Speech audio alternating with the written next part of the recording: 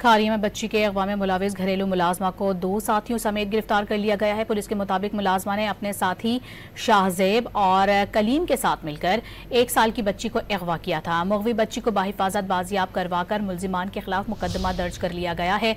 1 साला बच्ची घर के दरवाजे पर खेलते हुए बाहर गली में आ गई थी, जहां से मोटरसाइकिल सवार मुलजिमान ने बच्ची को अगवा किया था।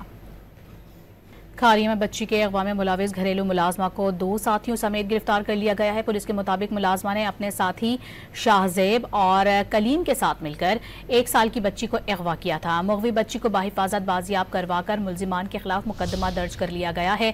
1 साला बच्ची घर के दरवाजे पर खेलते हुए बाहर गली में आ गई थी, जहां से मोटरसाइकिल सवार मुलजिमान ने बच्ची को अगवा किया था।